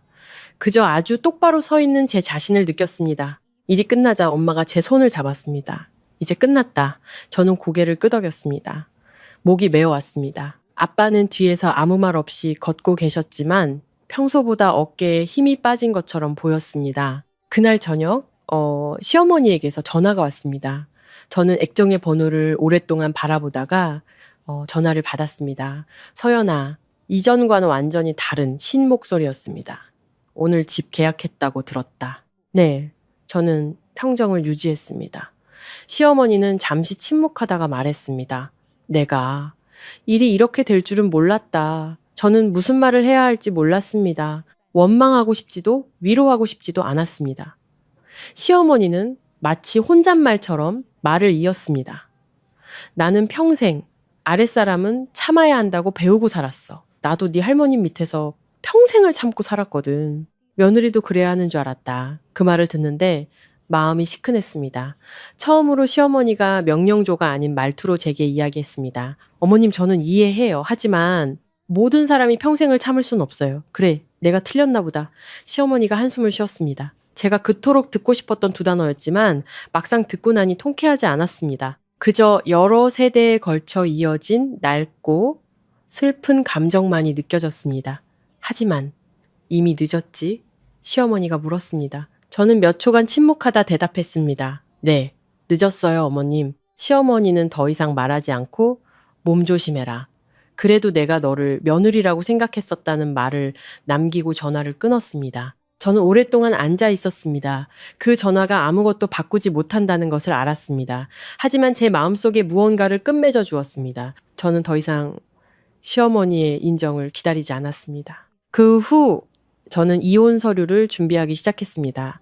변호사님의 안내에 따라 저는 한 장 한 장 서류에 서명하고 조항들을 읽었습니다. 모든 서명은 낡은 결혼 생활로부터 한 걸음 더 멀어지는 발걸음이었습니다. 어느 날 저녁 방에서 옷을 정리하고 있는데 엄마가 문가에 서서 물었습니다. 두렵니? 저는 생각하다가 솔직하게 대답했습니다. 두렵긴 한데요. 혼란스럽지는 않아요. 엄마는 미소 지었습니다. 두려운데도 계속 나아가는 것, 그걸로 충분하다. 저는 침대에 누워 천장을 보았습니다. 앞으로의 길이 꽃길이 아니라는 것을 알았습니다. 혼자 서고 혼자 책임져야 했습니다.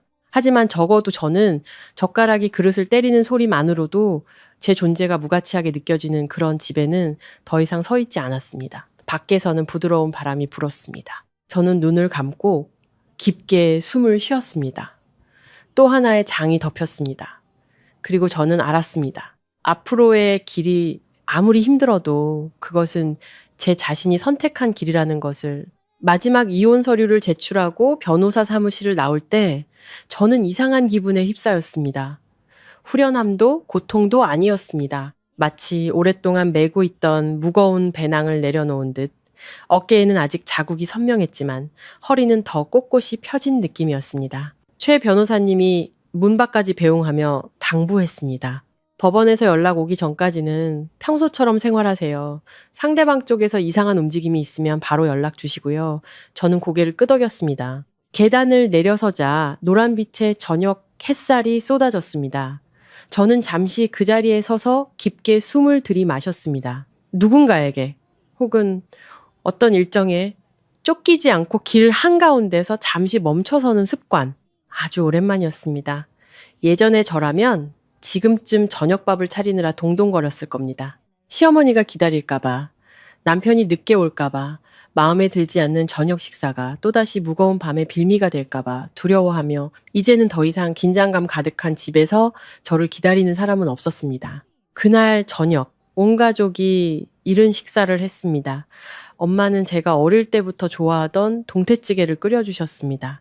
아빠는 제 밥 위에 두부 한 조각을 얹어주시며 말했습니다. 많이 먹어라. 요즘 너무 말랐어. 저는 웃으며 고개를 끄덕였습니다. 식사는 너무나 평화로워서 오히려 익숙해지는데 시간이 걸릴 정도였습니다. 날카로운 식기 소리도, 감시하는 듯한 눈초리도, 칼날 같은 농담도 없었습니다. 식사가 끝나고 엄마와 함께 그릇을 정리하는데 엄마가 말했습니다. 법원에서 연락 올 때까지는 좀 더 쉬다가 나중에 다시 일하는 거 생각해봐. 제가 대답했습니다.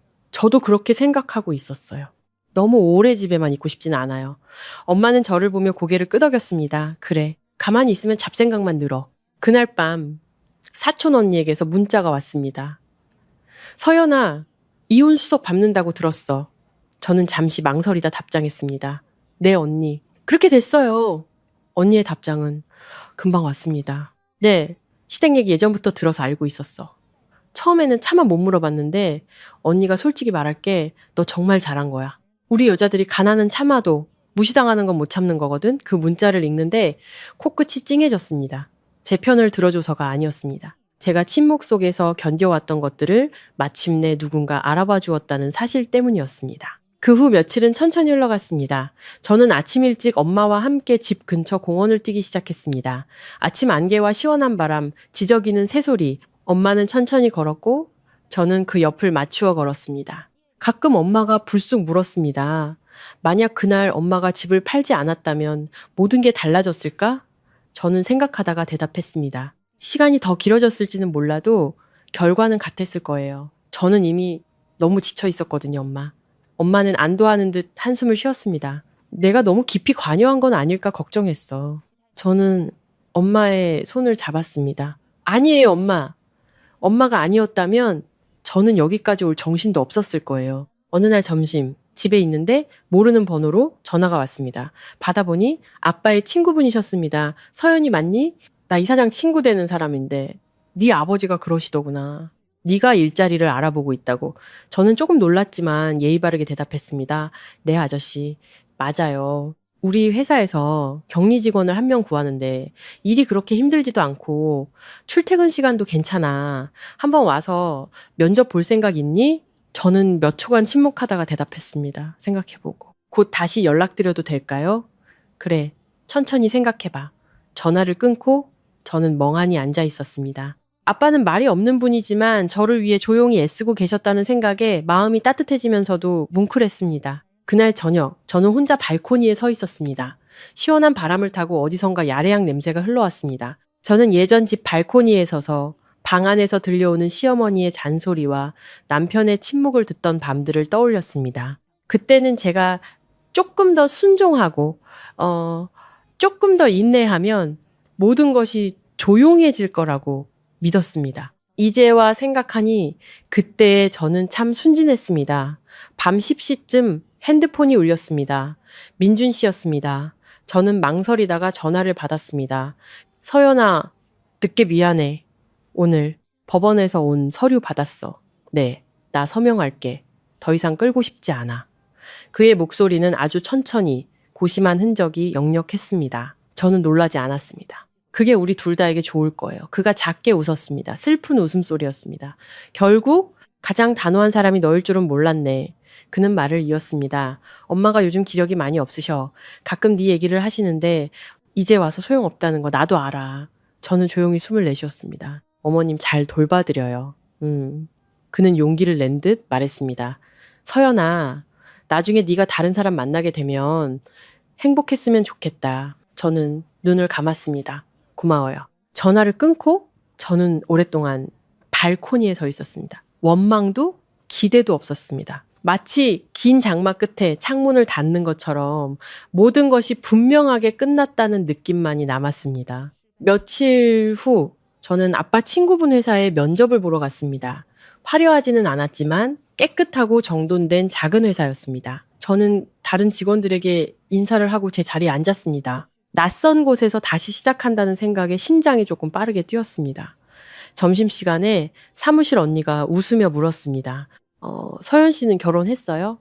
저는 잠시 멈칫하다가 솔직하게 대답했습니다. 저 지금 이혼 수속 중이에요. 잠시 어색한 침묵이 흘렀지만 이내 그 언니는 고개를 끄덕였습니다. 아, 그랬구나. 괜찮아. 요즘 여자들은 혼자서도 다 잘 살아. 그 평범한 한마디가 제 마음을 생각보다 훨씬 가볍게 만들어 주었습니다. 그날 저녁, 저는 앞으로 해야 할 일들의 목록을 적어 보았습니다. 새로운 직장, 이혼 수속 마무리, 생활 정리. 그 목록을 보며 저는 아주 오랜만에 미래가 두렵고 막막한 안개가 아니라 제가 한 걸음씩 걸어갈 수 있는 구체적인 길이라는 것을 깨달았습니다. 저는 조용한 밤, 창밖을 보며 생각했습니다. 앞으로 누구를 만나고 어떻게 살아가게 될지는 모릅니다. 하지만 한 가지는 확실했습니다. 저는 다시는 침묵 속에서 제 자신을 잃어버리는 여자로 돌아가지 않을 것입니다. 제가 정식으로 출근하던 날, 아침부터 비가 부슬부슬 내렸습니다. 요란하지 않은 조용한 비였습니다. 마치 폭풍우가 지나고 아직 맑게 개지는 않았지만 다시 숨을 쉴 수 있게 된 제 마음 같았습니다. 엄마는 평소보다 일찍 일어나 따뜻한 죽을 끓여주셨습니다. 첫 출근인데 든든하게 먹고 가. 아빠는 신문을 보다가 말씀하셨습니다. 누구한테 잘 보이려고 애쓸 필요 없다. 네가 할 수 있는 만큼만 해. 엄마가 태워주는 차를 타고 회사로 가는 길, 저는 문득 시댁에 살던 때의 정신없던 아침들을 떠올렸습니다. 아침 식사 시간에 늦을까봐, 시어머니를 기다리게 할까봐 항상 노심초사했었죠. 하지만 지금의 저는 등 뒤에 어떤 보이지 않는 두려움도 매달지 않은 채 오롯이 제 자신으로 출근하고 있었습니다. 회사에 도착하니 아빠 친구분이 문 앞에서 저를 맞아주셨습니다. 제 자리는 제게 친절하게 대해주었던 저보다 나이가 몇 살 많은 최 대리님 옆이었습니다. 서연 씨, 천천히 적응해요. 여긴 그렇게 급한 곳 아니니까. 그 말에 안도의 한숨이 나왔습니다. 점심시간에 밥을 사러 나갔을 때 시어머니에게서 전화가 왔습니다. 저는 오랫동안 망설이다 결국 전화를 받았습니다. 서연아, 이전보다 훨씬 작아진 목소리였습니다. 지금 뭐하니? 저 출근했어요. 그래, 엄마가 그냥 잘 지내나 궁금해서 전화했다. 저는 잠시 멈칫했습니다. 시어머니는 단 한 번도 제게 이런 질문을 한 적이 없었습니다. 네, 잘 지내요. 민준이한테 들었다. 다시 일 시작했다며. 잘 됐다. 저는 무슨 말을 해야 할지 몰랐습니다. 시어머니는 떨리는 목소리로 말했습니다. 내가 지금 무슨 말을 해도 늦었다라는 거 알지만 그날 내가 널 정말로 내보낼 생각은 아니었다. 저는 핸드폰을 꽉 쥐었습니다. 만약 1년 전에 이 말을 들었다면 저는 울었을지도 모릅니다. 하지만 지금은 그저 슬펐습니다. 저와 시어머니, 우리 모두가 안타까웠습니다. 이제 방해 안 할게. 일 열심히 하고 건강 잘 챙겨라. 전화를 끊고 저는 사람들 속에서 한참을 멍하니 서 있었습니다. 저는 더 이상 그 후회를 기다리지 않는다는 것을 깨달았습니다. 너무 늦게 도착했고 저는 이미 제 인생의 다른 구간으로 접어들었기 때문입니다. 그날 오후 퇴근할 무렵 민준 씨에게서 문자가 왔습니다. 이혼 서류에 서명했어. 다음 주에 법원에서 보자. 저는 그 글자를 보고 이상할 정도로 평온한 마음으로 답장했습니다. 네, 알겠어요. 집에 돌아오니 엄마가 마당에서 화초에 물을 주고 있었습니다. 저를 보더니 첫날 어땠니? 하고 물었습니다. 괜찮았어요, 엄마. 다들 잘해주세요. 엄마는 웃었습니다. 그럼 됐다. 그 후로 저는 새로운 일상에 점차 익숙해졌습니다. 아침에 출근하고 저녁에 부모님과 식사하고 주말에는 책을 읽거나 산책을 했습니다. 가끔은 제가 아직 결혼하지 않은 20대의 저로 돌아간 것 같다는 착각이 들었습니다. 단지 마음의 경험이라는 깊은 층이 하나 더 생겼다는 점만 달랐습니다. 어느 날 저녁 사무실 동료들과 간단한 식사를 했습니다. 최 대리님이 물었습니다. 서연 씨는 부모님이랑 같이 살아? 네, 잘 됐다. 옆에 가족이 있다는 게 얼마나 큰 행운인데 저는 고개를 끄덕였습니다. 그때서야 제가 정말로 운이 좋은 사람이었다는 것을 깨달았습니다. 집에 돌아오니 엄마가 저를 기다리고 있었습니다. 동료들이랑 친해지는 것도 좋지. 엄마가 말했습니다. 저는 방에 누워 낡은 집과 낡은 식탁, 그리고 젓가락에 그릇을 때리던 그날을 떠올렸습니다. 만약 그날 제가 일어나지 않았다면 저는 아마 지금도 그곳에서 다른 사람들의 비위를 맞추며 점차 사라져가는 삶을 살고 있었을 겁니다. 마침내 법원에서 정식으로 소환장이 왔습니다. 저는 그 종이를 들고 더 이상 예전처럼 떨지 않았습니다. 아빠는 같이 가주겠다고 했지만 저는 혼자 가고 싶다고 말했습니다. 아빠는 저를 오랫동안 바라보다가 고개를 끄덕였습니다. 그래, 너도 이제 어른이니까 법원으로 가는 날 밤 저는 잠을 설쳤습니다. 두려워서가 아니었습니다. 결혼식 날, 시댁에 처음 들어간 날, 눈물을 삼키며 침묵했던 수많은 날들이 차례로 떠올랐기 때문입니다. 내일은 단순히 결혼 생활의 끝이 아니라 제 안에 새로운 사람이 태어나는 날이라는 것을 알았습니다. 저는 창문을 열고 밤 공기를 마시며 스스로에게 속삭였습니다. 서연아, 내일부터는 너 자신을 위해 사는 거야. 법원으로 가는 날 아침, 저는 아주 일찍 일어났습니다. 흰 셔츠에 어두운 색 바지를 입었습니다. 강해 보이기 위해서가 아니었습니다. 오늘은 무언가를 끝내러 가는 날이지 싸우거나 변명하러 가는 날이 아니라는 것을 제 자신에게 상기시키기 위해서였습니다. 아빠는 차 열쇠를 들고 물었습니다. 정말 혼자 갈 거냐? 저는 고개를 끄덕였습니다. 내 이 길의 끝은 저 혼자 걷고 싶어요. 대문을 나서며 돌아보자 엄마가 그 자리에 서 있었습니다. 엄마의 눈에는 걱정 대신 조용한 믿음이 담겨 있었습니다. 법원 복도에서 저는 민준 씨와 마주쳤습니다.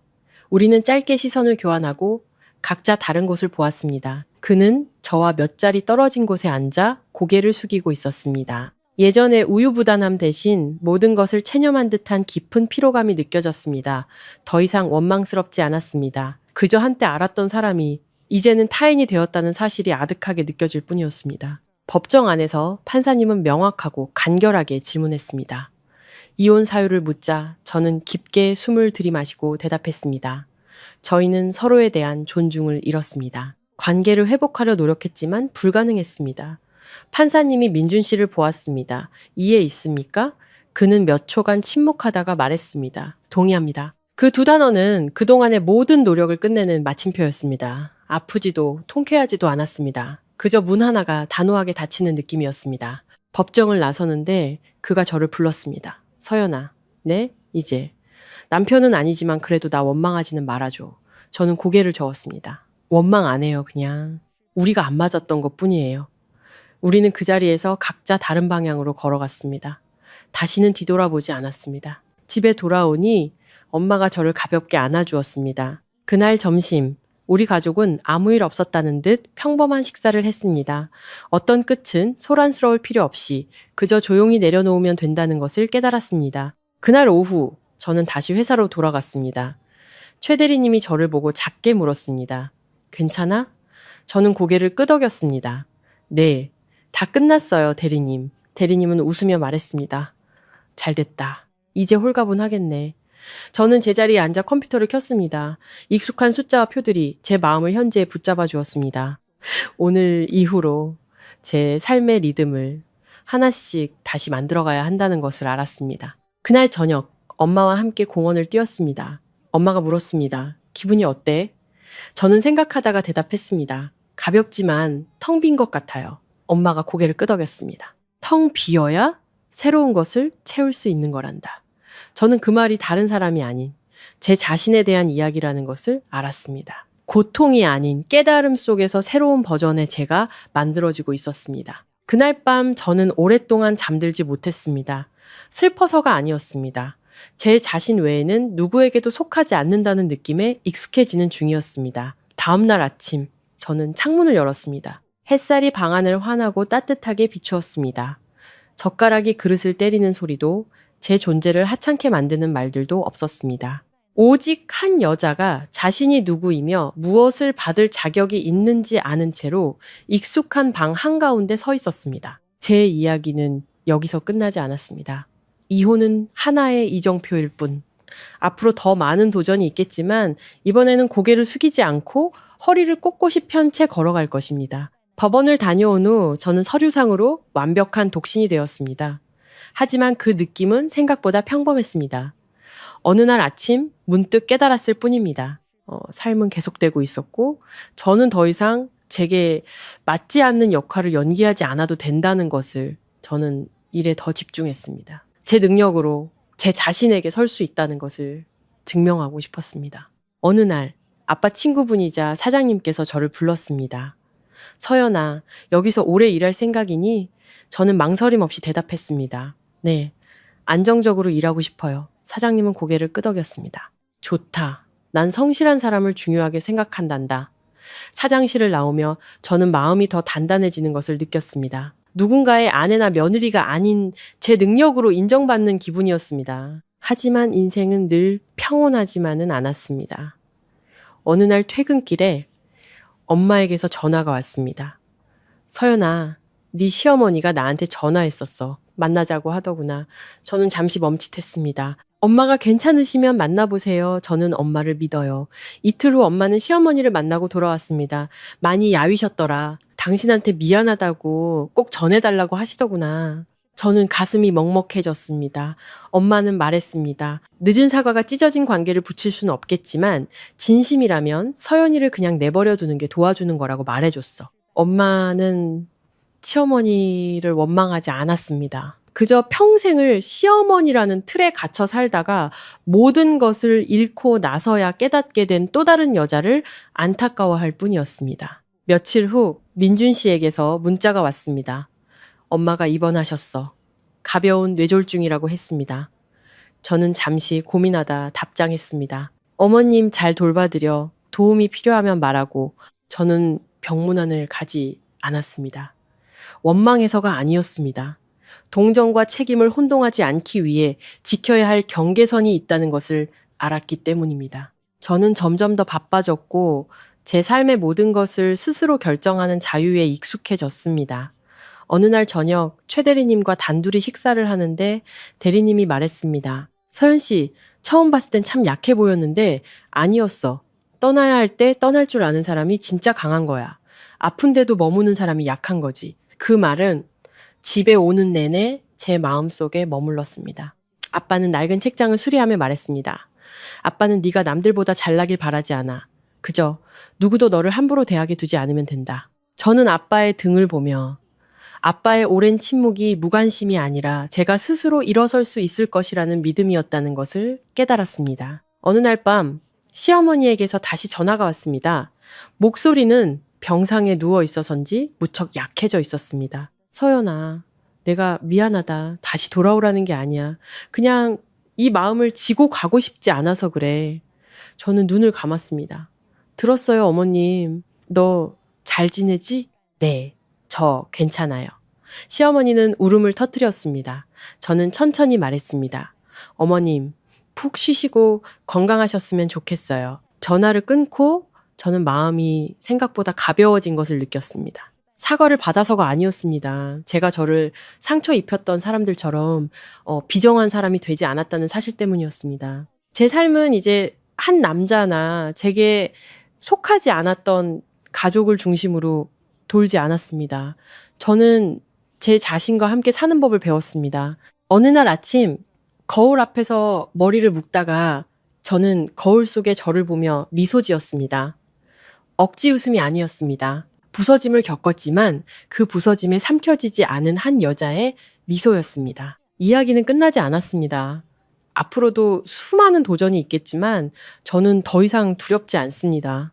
이번에는 다른 누구의 인생도 아닌 오롯이 제 두 발로 걸어가고 있으니까요. 시어머니와의 통화 후 저는 오랫동안 창가에 앉아 있었습니다. 모든 사과가 관계를 회복시키기 위해 오는 것은 아니라는 것을 깨달았습니다. 어떤 사과는 말하는 사람의 죄책감을 덜기 위한 것이고 듣는 사람은 이미 너무 멀리 와버린 후일 때가 많았습니다. 그날 저녁 엄마가 물었습니다. 서연아, 나중에 다시 결혼할 생각 있니? 저는 솔직하게 대답했습니다. 모르겠어요. 지금은 생각이 없어요. 엄마는 고개를 끄덕였습니다. 그래. 하지만 나중에 좋은 사람 만나면 과거 때문에 마음 닫지는 마라. 아빠는 차를 내려놓으며 말했습니다. 급하게 서두르지 마. 외롭다고 아무나 만나면 안 돼. 너는 이미 대가를 치러봤잖니. 저는 웃었습니다. 부모님은 제가 혼자인 것을 걱정하는 게 아니라 제가 다시 고통받을 것을 걱정하고 있었습니다. 회사 일은 점점 바빠졌습니다. 야근하는 날도 있었지만 제 자신을 위해 무언가를 쌓아 올리고 있다는 생각에 피곤함마저 기분 좋게 느껴졌습니다. 어느 날 퇴근길에 큰 비를 만났을 때 최 대리님이 우비를 건네주며 말했습니다. 서연 씨는 참 대단해. 멈춰야 할 때를 아는 능력이 있잖아. 그거 아무나 못하는 거야. 멈춘다는 것. 많은 이들에게 그것은 실패를 의미할지 모릅니다. 하지만 제게 그것은 제 자신을 잃지 않기 위한 유일한 방법이었습니다. 어느 주말 아침, 저는 엄마와 함께 시장에 갔습니다. 북적이는 시장의 활기 속에서 엄마가 말했습니다. 엄마는 그 집 판 거 후회 안 해. 어떤 것들은 부서야 새로 지을 수 있는 거거든. 저는 고개를 끄덕였습니다. 그 집은 아마 저를 건강하지 못한 과거에 묶어두는 밧줄이 되었을 겁니다. 얼마 후 민준 씨에게서 연락이 왔습니다. 그 분가에서 혼자 살고 있다고 했습니다. 그는 말했습니다. 네가 떠나줘서 고마워. 만약 제가 떠나지 않았다면 그 역시 자신의 나약함을 마주할 기회가 영영 없었을지도 모릅니다. 하지만 그것은 더 이상 제 책임이 아니었습니다. 저는 휴가를 내고 제 방을 정리했습니다. 서랍 깊숙한 곳에서 결혼 예물이었던 팔찌를 발견했습니다. 잠시 바라보다가 다시 상자에 넣어두었습니다. 버리지도 간직하지도 않았습니다. 그저 원망도 미련도 없이 닫힌 하나의 기억으로 남겨두었습니다. 저는 아주 오랜만에 일기를 썼습니다. 모든 변화의 시작은 집을 팔거나 법원에 간 순간이 아니었습니다. 그것은 바로 제가 식탁에서 일어나던 그 순간, 무시당하는 것을 더 이상 당연하게 여기지 않기로 결심했던 바로 그 순간이었습니다. 그해의 가을은 아주 조용히 찾아왔습니다. 저는 새로운 삶의 리듬에 완전히 익숙해졌습니다. 어느 날 저녁, 아빠는 제 앞에 통장 하나를 내밀었습니다. 집 한 돈이다. 원래 내 것이었어. 저는 손을 저었지만 엄마는 단호하게 말했습니다. 받아야 한다. 네가 언제든 기댈 곳이 있다는 걸 알아야 더 당당하게 나아갈 수 있어. 저는 그 통장을 들고 진정한 버팀목이 있다는 것이 어떤 느낌인지 처음으로 알았습니다. 의지하기 위해서가 아니라 두려워하지 않기 위해서. 저는 이제 제 자신을 존중하는 법을 배웠습니다. 어느 주말 아침, 저는 혼자 카페에 앉아 창밖을 바라보았습니다. 젓가락이 그릇을 때리고 내 얼굴만 봐도 짜증이 난다는 말을 듣고 남편이 침묵하던 그날의 저녁 식사를 떠올렸습니다. 만약 그날 제가 일어나지 않았다면 지금의 저는 없었을 겁니다. 저는 커피를 한 모금 마셨습니다. 씁쓸하지만 적당한 맛이었습니다. 저는 미래가 저를 어디로 데려갈지 모릅니다. 새로운 사람을 만날 수도 그렇지 않을 수도 있습니다. 하지만 그것은 더 이상 제게 중요하지 않습니다. 저는 더 이상 제 가치를 증명하기 위해 타인이 필요하지 않으니까요. 저는 거울 속 제 자신을 보았습니다. 그 눈에는 더 이상 두려움이나 애원이 없었습니다. 오직 스스로를 존중하지 않으면 그 누구도 나를 존중해줄 의무가 없다는 것을 깨달은 한 사람의 평온함만이 담겨 있었습니다. 제 이야기는 이렇게 끝이 납니다. 극적인 복수는 없었습니다. 그저 제때 떠남으로써 자신의 존엄을 지켜낸 한 여자의 이야기가 있을 뿐입니다. 마음 정거장. 가족 여러분, 이 이야기는 또 하나의 아픔을 전시하거나 누구의 잘잘못을 따지기 위해 만들어진 것이 아닙니다. 이 이야기는 우리에게 아주 단순하지만 많은 이들이 평생을 바쳐서야 깨닫는 한 가지를 말해줍니다. 인내는 미덕일 수 있지만 자기 자신을 잃어버릴 정도의 인내는 스스로에게 저지르는 가장 큰 잘못이라는 것을요. 존중이 사라진 관계에서, 당신의 목소리가 묵살당하는 곳에서, 가족이라는 이름으로 당신의 자존감이 짓밟히는 곳에서 떠나는 것은 이기적인 행동이 아니라 스스로를 구원하는 유일한 길일 수 있습니다. 만약 당신이 비슷한 상황에 놓여 있다면 기억해 주세요. 당신은 안정을 위해 무시를 견뎌야 할 의무가 없습니다.